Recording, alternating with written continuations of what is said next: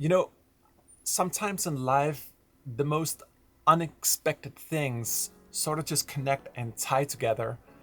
And that happened to me about 2 years ago as I fell completely in love with coffee.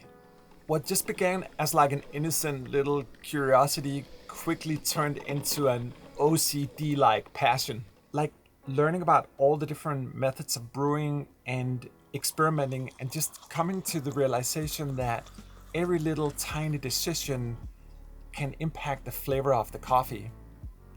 And one day it just hit me how filtering coffee is the perfect analogy for how we filter in synthesizers.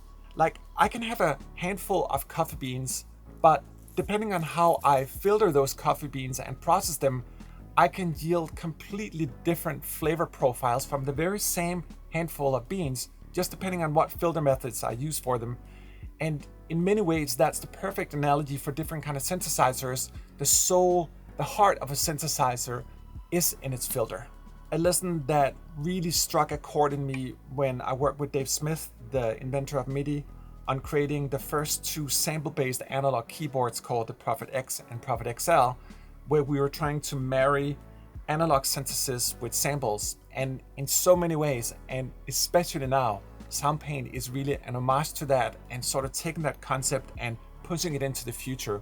How can we get true analog synthesizers inside of the computer?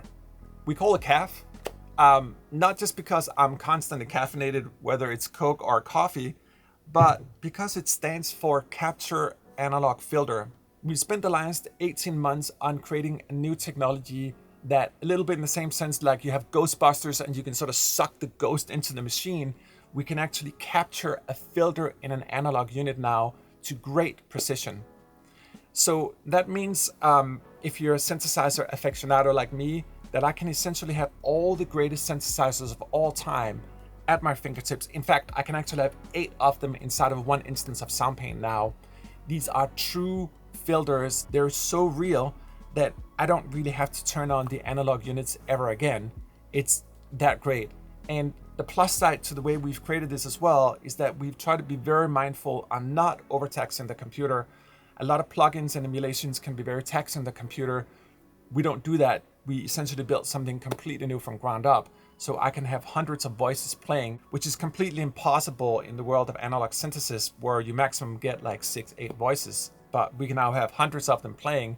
Each voice gets its own filter, which is a part of our C.A.F technology as well, Capture Analog Filter. Now, I don't want to show too much in this video because this is a teaser, but I thought it could be cool to have Nicholas Semrad, who's the keyboard player for Empire of the Sun and Corey Henry and the Funk Apostles, to show you 3 different filter models. So in the next couple of minutes, you're going to see our new Model D filter, our new Juno filter, and our new Jupiter 8 filter in action. We have so much more coming. This is just a little taste, if you will. So yeah, Soundpaint 4.0, C.A.F.